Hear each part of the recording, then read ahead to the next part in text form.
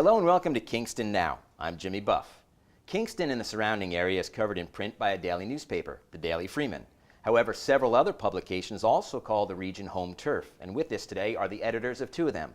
A little later on in the program, we'll talk to Dan Barton from the Kingston Times. First up, though, is Brian Mahoney from Chronogram. Hi, Brian. Hey, how are you doing, Jimmy? Good. So when did Chronogram get started? Chronogram was started in October of 1993 by Jason Stern and Amara Perjansky in New Paltz, and they were at the time 22, and they were just kids. And Amara had a little bit of a graphic design background. Jason had done some reporting for a local newspaper, and they had this kind of, let's put on a show approach, very DIY. And they created a publication which was mostly calendar listings because they felt that the region didn't really have a comprehensive events calendar. And when did an editorial aspect come into Chronogram? It was somewhat like right from the beginning. It was at the beginning very spiritual. That was Jason and Amara's interests at the time. And then slowly more editorial aspects came in. I joined in '96. And I came from, I had a smattering of journalism in my background, and I had done some reporting, and I had some strong ideas about what a publication might be, although I'd never had formal journalism training or experience. And so from '96 on, we really ramped up the editorial. In '99, we added some hard-hitting international news coverage. Lorna Teichostap and Todd Paul joined us at that point, and we started to report on the Seattle WTO fracas, and then 9/11 happened, which was, a real kind of focal point for years and years of coverage, and the Bush misdeeds after that. Though it's a local and regional publication and mostly based here, what is the editorial mission? When you're looking for a story, what are you looking for as editor? Our editorial mission is to nourish the creative and cultural life of the Hudson Valley. So that's really, when we're looking at stories, we're looking for things that reflect life as it is lived here in the Hudson Valley. Our international coverage, I think, was really done in a crucible of, we thought it was very important at that time to do some reporting which was not available. If you go back to 99, 2000, the internet was not the tremendous well of voices that it is now. Huffington Post didn't exist. All of these tremendous publications that we take for granted. Now you can read 1,000 different international publications now at the tip of your fingertips if you're interested in the Italian viewpoint or the Tasmanian viewpoint. And so we've really kind of taken our focus back to be very tight on the Hudson Valley and to talk about the stories that are important here.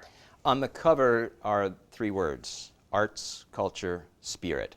Does it have to fall into that realm for it to be in Chronogram? Well, you could say that culture is a wide enough category to encompass many things, and so we certainly have done that. Really the criteria is local. What is it that makes something important to people who live in the Hudson Valley? There are lots of stories, that are a little bit south. So our radius is this region of Ulster, Dutchess, parts of Columbia, parts of Orange, parts of the Berkshires, parts of Greene, parts of Putnam, and so this mid-Hudson Valley region, so Westchester, while there's a lot of interesting things going on there, they have all the coverage they need. New York City has all the coverage it needs. Albany has all the coverage it needs, but there's so much that's going on here which is interesting, requiring coverage. We never run out of things to cover. We're close enough to New York City where there's so many interesting people who are doing interesting things. They can commute back and forth. And then that cross-pollinates with everybody who has grown up here. It's a free magazine, too. We are it's free. It's distributed throughout the area. It's monthly. How many issues are distributed monthly? We distribute 20,000 copies. 20,000 copies. And there is a metric I know of sort of factoring how many people actually see an issue and actually read an issue. Do you have that number? Right. So the pass-along rate, I believe, is 3.2. So we have 60 some odd thousand readers, we would say, plus our chronogram.com presence, which has 30,000 unique visitors a month. I assume that there's a partial overlap there, but we have lots of overseas readers on our website. Terrific. Let's talk about some of the big things that impress people about the magazine, like the cover art and the features when we come back. You're watching Kingston Now. More with Brian Mahoney of Chronogram in a moment.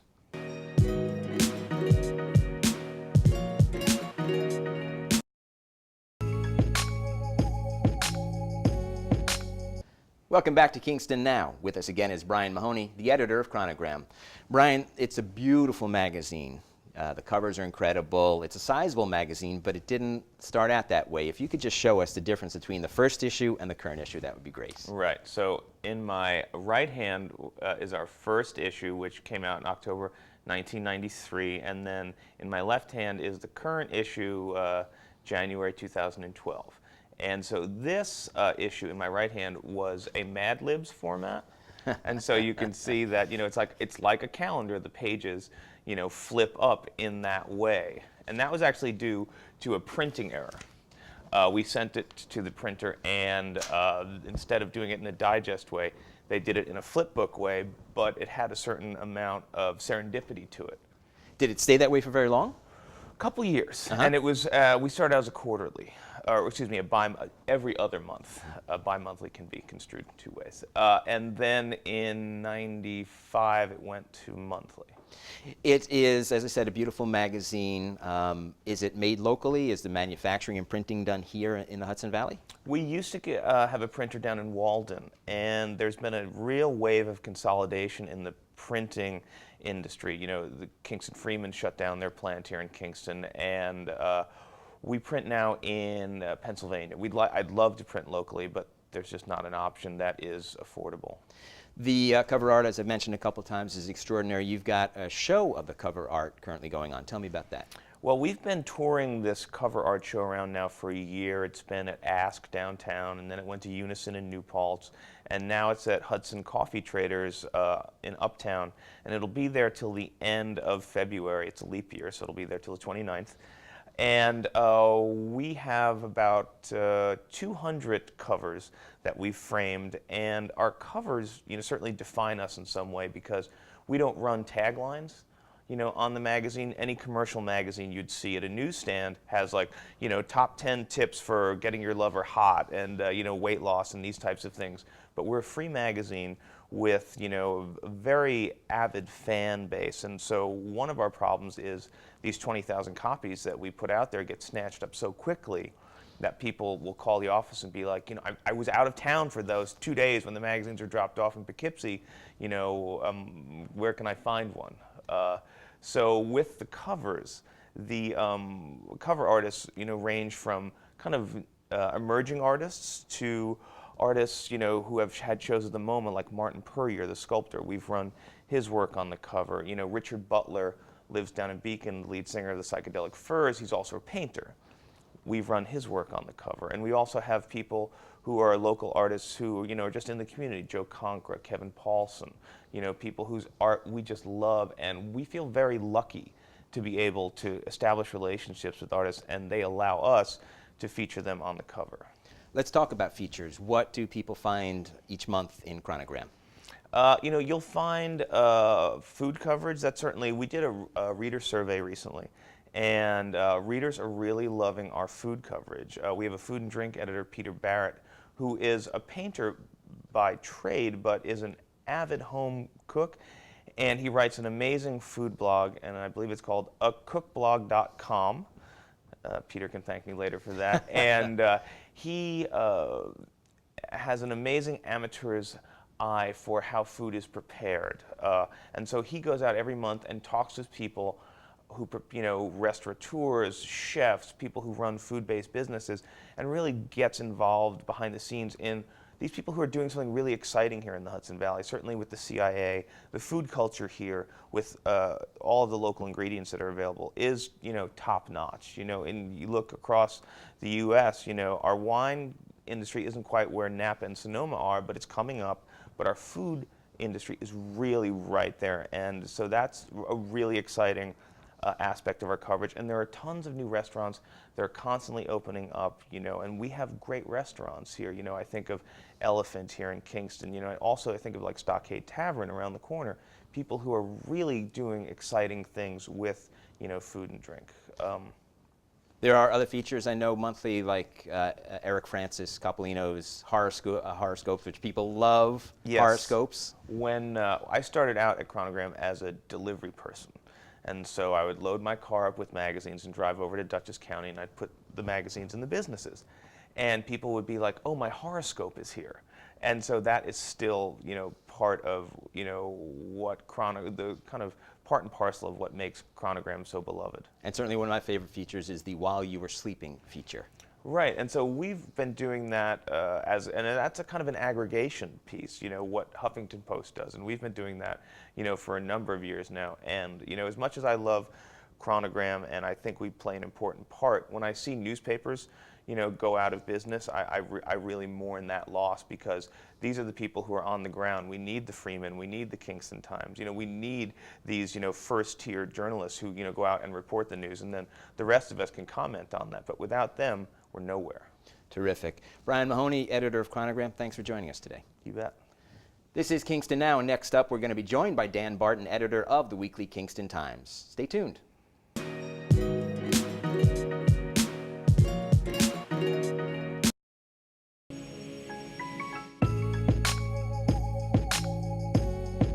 Welcome back to Kingston Now. This week we're looking at some of the ways the print media covers Kingston and the surrounding area. And with us now is Dan Barton, editor of the Kingston Times. Hi, Dan. Hey, Jimmy. How you doing? Good. The Kingston Times is part of the Ulster Publishing family. Tell me about Ulster Publishing first. Ulster Publishing has been in business for 40 years. We're celebrating the 40th anniversary of the Woodstock Times this coming year. The Woodstock Times is our flagship paper, but we also have the New Paltz Times down there.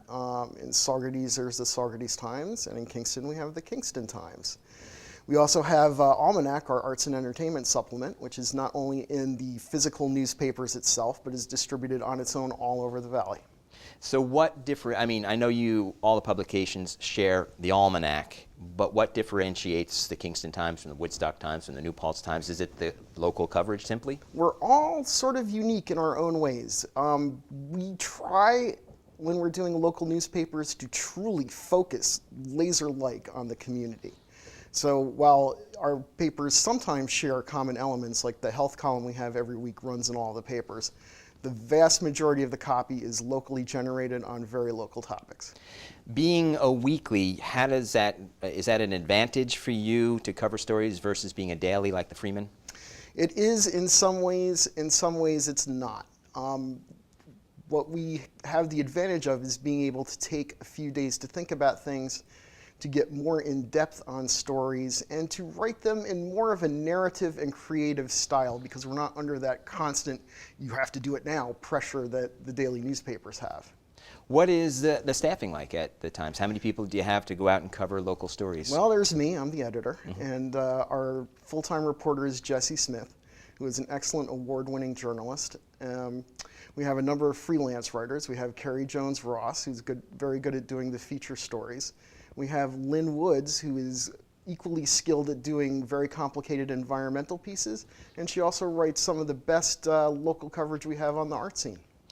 What, last year, some of the big stories that you guys covered, I know, was the trial of the gang members. Yes. and the assassination of the witness against them in Kingston. How was that process like for the Kingston Times? It was very interesting and very exciting. Luckily our office is right on Wall Street, so if we found out somebody was going to be in court, we could just scoot right up and be there. Jesse spent a lot of time in the courtroom. He learned a lot about the gang scene, both in Kingston and in the Bronx, where this particular set of the Bloods gang originated. That was extraordinary, that piece that he wrote, because it made that connection from New York City crime to Ulster County crime, and it started some years back. Yes. Yeah. That's the kind of thing we can do in a weekly newspaper. We have the time and the space to devote to those kinds of in-depth, second level, third level types of stories. Is it hard news focused only, the Kingston Times? I mean, what is the editorial mission? My personal view of how a weekly newspaper should be, it should be kind of like an information salad, where you have all different elements of, hard news, features, editorial comment, nice pictures, all sort of mixed together in an aesthetically pleasing way. What we try to do in a local newspaper, in a weekly newspaper, is to cover you can't cover everything, but you can try to cover as much as you can. And one of the great things about working in local journalism is that you can do anything. Anything that happens in your community, you can write about. You are not a free publication. No. You are a dollar. You've been a It's dollar $1. for a long time, and you're available at many locations in the area. Mm-hmm. You're advertiser supported as Yes. well. What has that base been like? Is it still strong enough to keep the Kingston Times flowing? Because print media is in a changing place. It sure is. We find we're doing okay. Obviously, the real estate market falling, out has had an effect on our revenue, but we're starting to see recovery of that. We're starting to see recovery of other, economic engines in the area. So we're doing all right. We feel that those of us who are doing the really local, down to earth, going to school board meetings and common council meetings will be okay. Other print outlets, hard to say. The face of print is changing, Yeah. and so what is the Kingston Times and Ulster Publishing doing in regards to that? Are you just simply watching and waiting, or are there things that you're putting into place now? Well, we're doing a few things. One is to maintain our belief and strengthen our belief in the concept of content being king. We feel if we do quality work, that is the best way that we can make our papers both survive and then grow. This year, we've started to redesign all the newspapers. They're almost all done. And we've also done a lot of work on our web presence to make it a better looking and easier thing for people to navigate. Great. We're going to take a quick break, and then I want to come back and talk to you about one of the strong voices at the newspaper, Hugh Reynolds. Okay. Kingston Now continues next. Stay with us.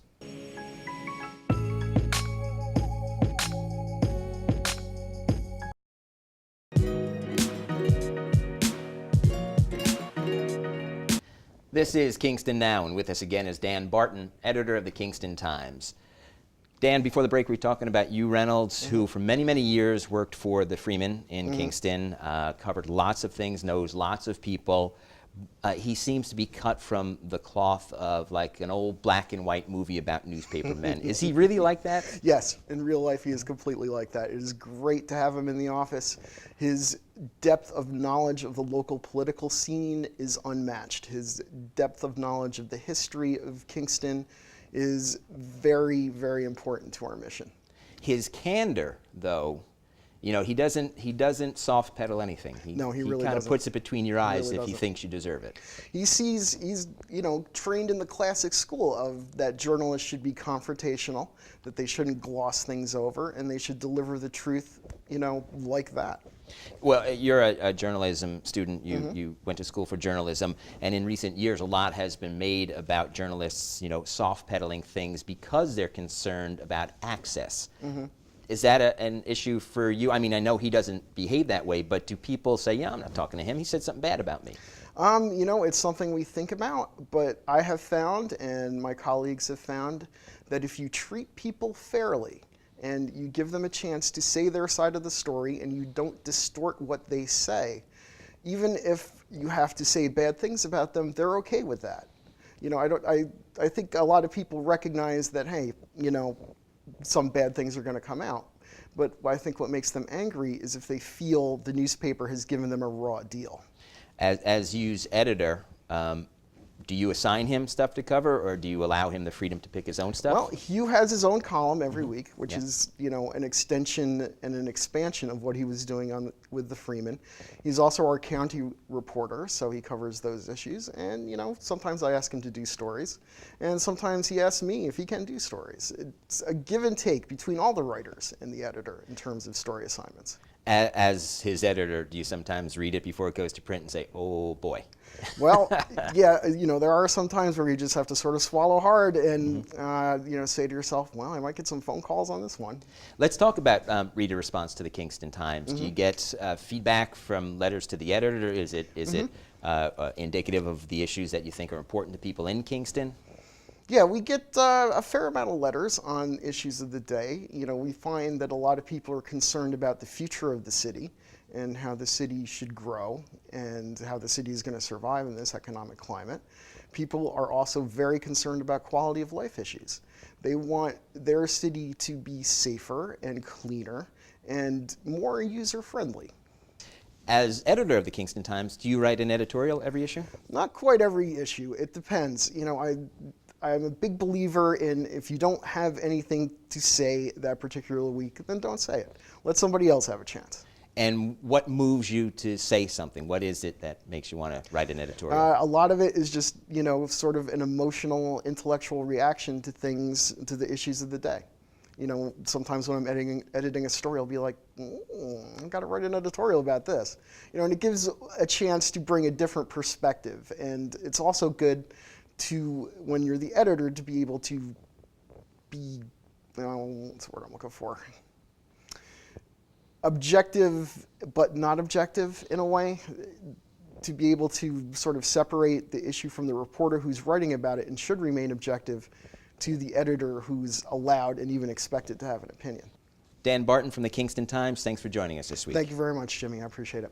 That's it for this week. Our thanks to Brian Mahoney of Chronogram. You can find the free Chronogram in many locations throughout the region and online at chronogram.com and on Facebook and Twitter. Thanks also to Dan Barton of the Kingston Times, available for just $1 all over Kingston and online at ulsterpublishing.com and on Facebook. Kingston Now is also available online on our Facebook page, where you can make suggestions for future shows, and you can find a link to watch archived shows. For Kingston Now, I'm Jimmy Buff. See you next time.